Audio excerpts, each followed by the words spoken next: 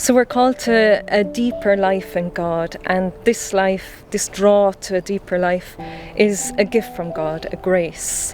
And to grow in this deeper attraction to a deeper love of God, we need time in silent prayer. And I find to get regular periods of silent prayer is the one way to really be open to God and to listen to God.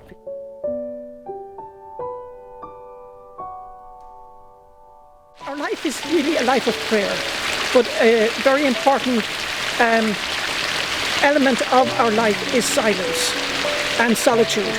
And as you walk around the cloister, it's meant to be a place where you can touch the silence.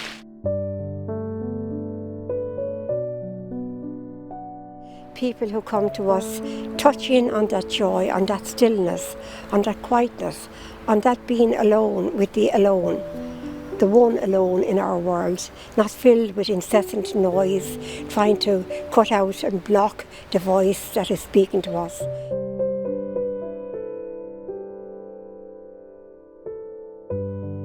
You could think that behind these walls that you're living this life that's just you and God and self-serving in a sense, or has no point, but united with Christ, that has his infinite meaning. It's just wonderful that in living life in Christ we can be at the service of the world in such a full way because we're united with him, with his sacrifice and his life.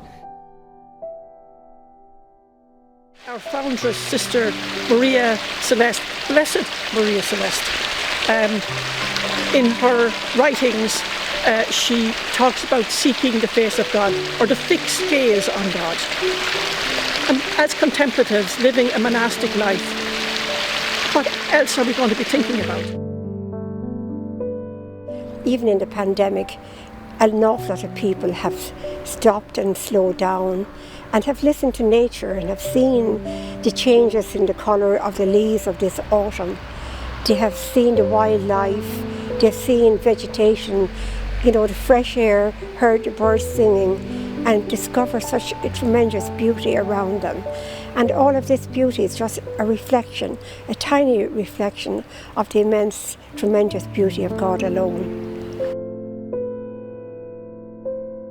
We can do a lot of talking and thinking and doing, but to come naked before God, empty-handed, and to know that we're vulnerable before God is the one way that God can act in our lives and that we can really be open to him.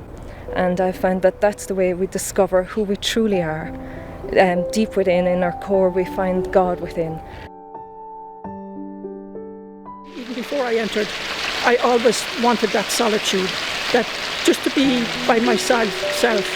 Some of the sisters go out under a beautiful tree out there and sit and meditate. And that's gorgeous, that's solitude, that's peace, and that's silence. And they encompass and it's just gorgeous for the life. You couldn't survive without it. Each one of us is unique. For each one it is different. And unless we get that opportunity and take the time apart and are given that space to make that journey, we lose so much of life. We live in the periphery of life sometimes. But it's not just a life for me and God, it's not God and I.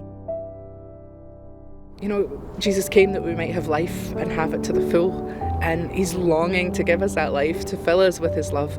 And my prayer is that people would be open to that, would receive that love, and because it's transformative, it transforms your whole life, and it's a tremendous gift, and it's the gift of redemption. That is what we are about. We are redemptorist sisters.